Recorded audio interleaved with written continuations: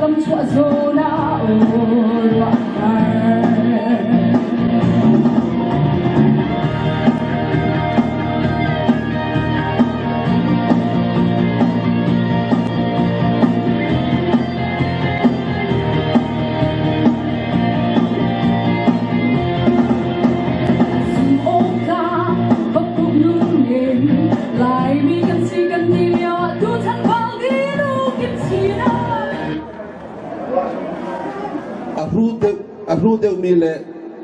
arak film kai deu mi chu western ram uknak tanga chan sau pi khuakan raksa asiruanga tu chun nia chun British policy divide and rule ni aro chem mi phun kan siko ruwa tia karwa lai mi daum nak lai ram chu ram pathum Myanmar, India, le Bangladesh, uknak tanga, kan ceu via ruanga, tua chun, boleh chun pung pia lai mi na mi pun, kan si ve bantuki becei, ve khawngaih kan nei chun mi chu, kan district council, LADC, HSC, kum 2020 akan Myanmar kan ule naun ha hikahin ram buai na kasicakan anzami tuju na kacindu micu Myanmar ram buai hilai mi Myanmar le India ummi kha betlei na kan nei na chance si to be unified again maka pathianing lai mi tan aruat akahal voin tu chuna arami zonghi gandin bunhi athong mi arum mi kadumlo kai zonghi kasilo sinain lai mi hi the present situation of the Lai people according to my vision is the beginning of the new life future, a unified Lai community. We have people from Bangladesh tangin ronkal pokanom, Myanmar tang ronkal pokanom, Lai fati in pung khana turthar, heram boya wanghian atheng tihi, kaule nau tian fria ula kadua, chun zaitin da future kan tua lati kha tu chuna ka sim du mi be bi ben chu si We have difficulties in our daily living. The same problem faced by my brothers and sisters here are the same problem faced by the local people in the Lai Tho District Council. But what is the future ahead? Like me, Bipuni, I don't me see. We love each other. We love our own tribe. That is the strength we have. India look is policy. We have a big policy by the government of India. Mahi, it goes through Lai area of 90 kilometers and 80 kilometers in the Chhimthlipui state in Myanmar. It will connect the Asian countries. For any community, for any tribe to be respected, to rise again in this competitive world, we need to be economically dependent. Bara buai han independent kan ni kha how. Chu siro ga chuan tu chu na ka chim do mi chu central way le district council hi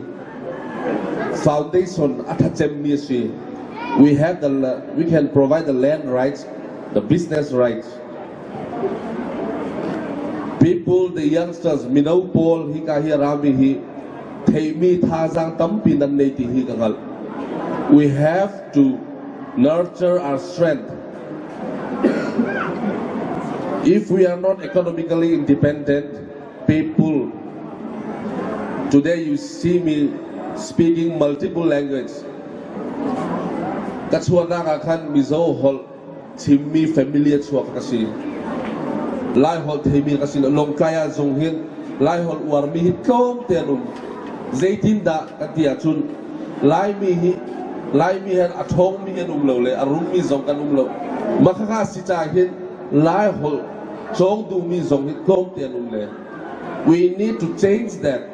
We need to change by doing how to be independent, standing in our own 2 foot. That the Central Wayland strive to do it. Central Wayland is chun lai min ha kan din chuna ka hin. A foundation kan nila kan tile. We will be the foundation. The Central Wayland will always be the foundation for the Lai people and for other communities and tribals to respect the Lai people. We need every person kan di lagin kan thei mi vial te kha chate kan ti be kha how. I'll give you one example. When in 1945 there was an atomic bomb in Nagasaki and Hiroshima. Japan was gone. The Japanese people were literally wiped off from the world. But how come they become the superpower again in 60, 70 years time? The only thing is they stayed away from evil doing, drugs, le zoo, social evil kanti mihi, kanti lohi how.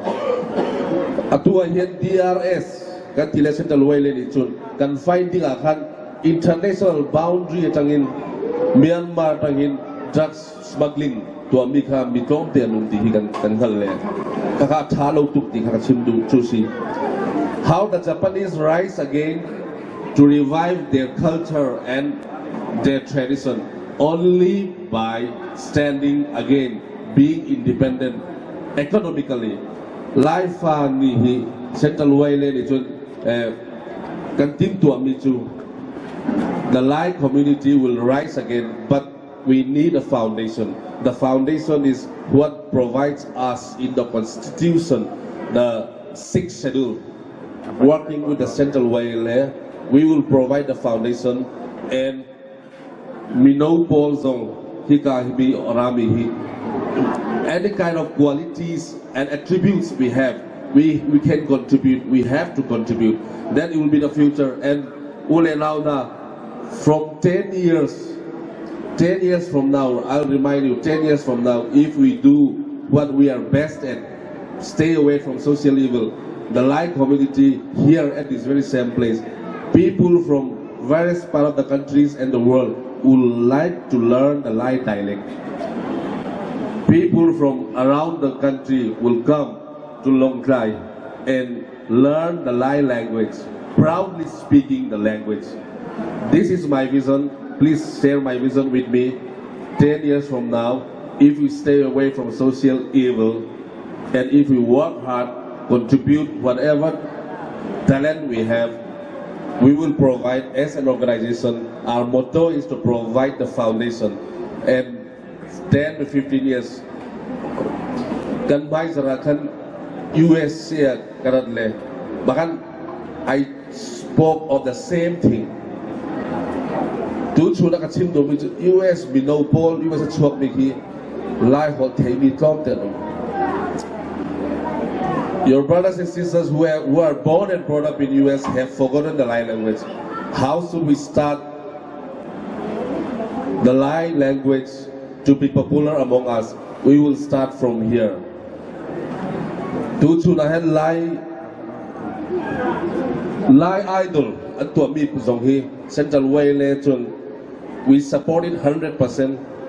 The cost of the rental of this Central Waylay Hall in per day is, I tell you, it's 5,000. Khawngaih nikada rental asi. Sinayin 2-3 months they have utilized. We have not asked a penny. You know why? Because we have supported the Lai idol. Lai idol is one of the good way to promote the Lai culture. This is a good thing. I appreciate the organizer as well. The adong na kachim do mi chu Central Waylay ni chu kantin to mi chu hika hin ara aum mi kan lai mi na kan ule naw na hi ele bar kan nei chu a chon ele bar nei lo chon inom phim la lo ti kha kachim do mi si Tho Lai Tho festival tha te in chang su loi te in man si se ti kha my blessing asi kai lo.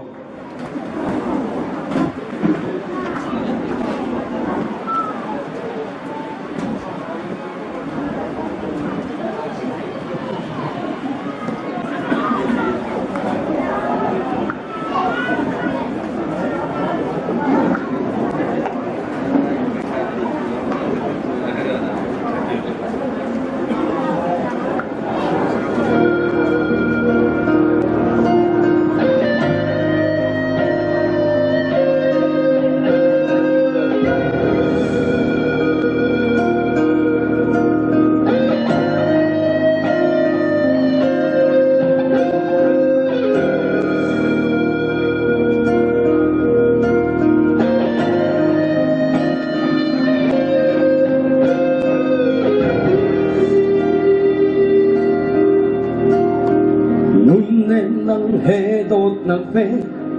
bị in cần lên đia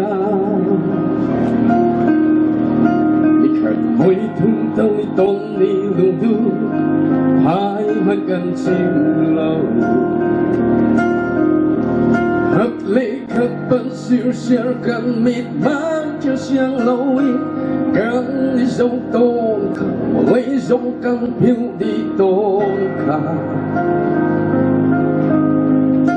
khi nợ thân đi cần trên cổ cần thì riêng ta cần rất đi khả khi thứ tốt năng phải in lên truy chim là na đã lấy chia răng cô cả đốt chiu ba sa linh nắng cha nụ pha mùi tha mà đồ là rong chu chuang cô căng đi chiếc mùi tha lên không đi đâu bao sân loang ngã mô gần kia đi hê mô mô gần kia tốt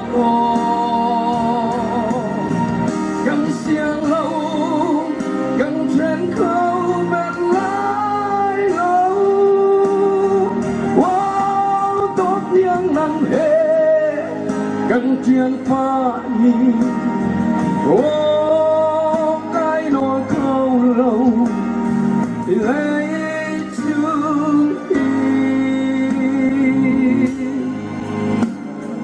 bao giờ mong kachua chân si na San tin ka pabang tak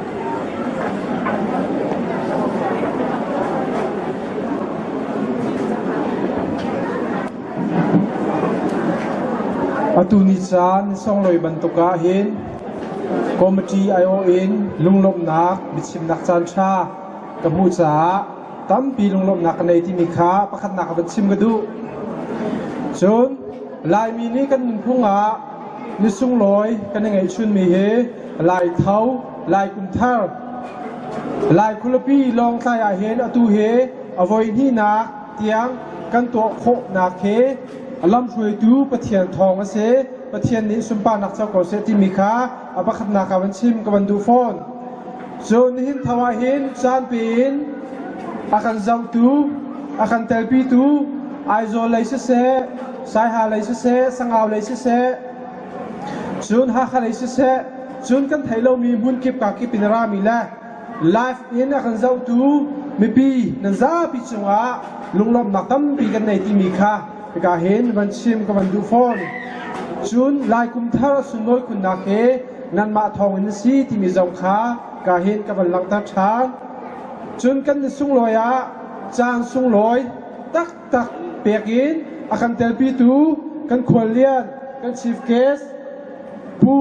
Joseph nal hin thanga chinza CYLA general secretary chunga lunglom nak tam pi kan nei chun ama long silawin hika lai thawa hin akan telpi tu CYLA vice chairman se chun information secretary se avan kan telpi tu na za pi chung zonga lunglop nak tam pi kan nei ti mi kha van sim kan du chun hika hin asung loi tuk mi changza akan ban piak tu reverend Chhimthlipui ai ni chung zonga lunglop nak tam pi kan nei ti mi kha committee IO in van sim ka man du phone lai kum thar atlam tin kho nak dinga hin chowa la in akan bom chan tu abuin se pumpa kan se akan bom chan tu ram leng lei kan nu la kan pa pakha chiao na chunga lunglop nak tampi kan nei pe chan tu vel te chu kan secretary ni fiang fai te na ban chim te lai chu kan rin lai ka ban chim ti lai lau pe chan tu vel te nan za ti chunga lunglop nak tampi kan nei nan rian tun nak chewa pathian ni thachua za he lam roi kom na se ti mi zong kha ka ban chim si du phone chun hi lai thau lai kum thar atlam sin nak dinga chum chon lain tore na kan lak piak tu sin ha se chun the creation lain tore kan lak piak tu tron vo kan lak piak tu ring on music lay tron vo kan lak piak tu se la do kan sak piak tu lai idol chung hai in sin ha se chun pai leya tron vo kan lak piak tu just layer of fielding na ka sin ha se chun security lain tron vo kan lak piak tu CYLA lay sin ha se chun cha bia la bizai zom naka tia zom naka tron vo kan lak piak tu na sin ha se san cha ka pek cha lai ram do mo ti mi thain tha sang la ti ha se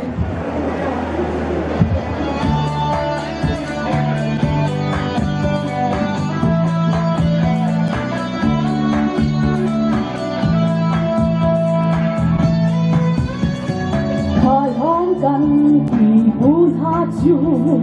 ลายรำอันโดดรัวนาโมโทเลนามเลไปปูดีราดาวต้นหาโม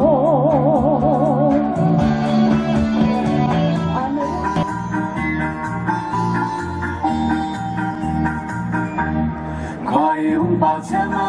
มันนุ่มยังไม่เล่ลำโนติดหินเต้นหอยเล่Langวันเอลาเอเรียงมาติดหินเดนีหอยเล่จินลังวันเอลาเอเรียงมาสุงให้ต้องจากกันทานสุงให้เล่นแบบที่เอลาเซจินลังเขาวินยังใส่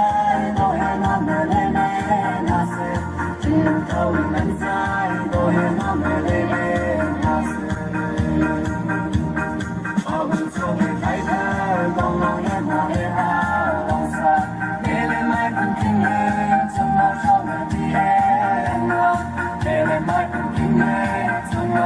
Thank you.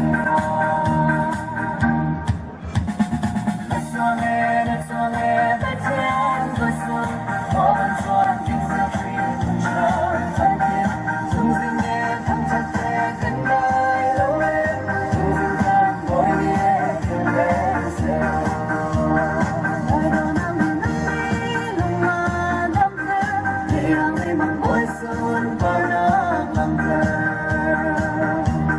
Sum padila talian kadang tabang Kanin dizim tone chilo Naksonge patian kusu Kwabun suan kiksu himun chan Tankin Chungzine tanchang te katai lawe Chungkan boy liye kyulen selo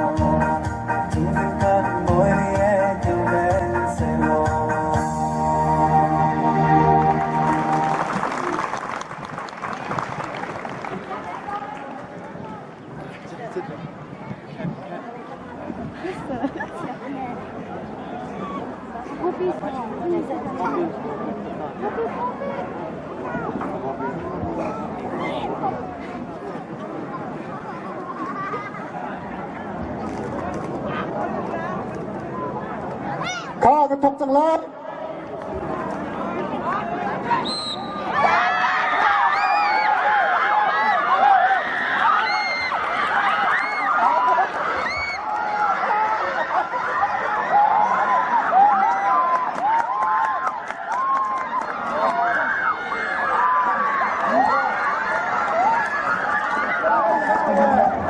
เอาตู้ปลามันกี่ทองร้ายโม่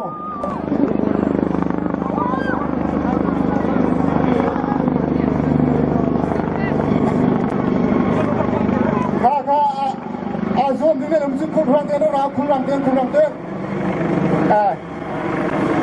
kau tak terlalu ready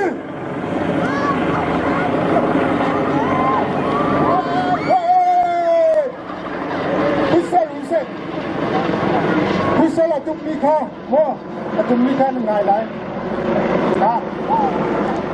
kita itu dulu ya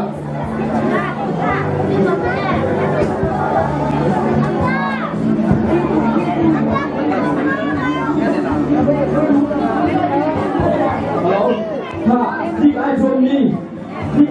มีข่าวว่าถึงต้องมาเจอตู้เรียกว่าที่ไอโซนีมีโบลูกุชวนโลโตอาซุมีโลเปสังมีเฮอภิริโลมิโจคาติโซตูโมติมิโจไอโซโคเซเทกาตาโลโตตะตุรังโลโตมิโจAku beri pengaruh mana dalam rumah siasat, alu dia harus berah. Cepat,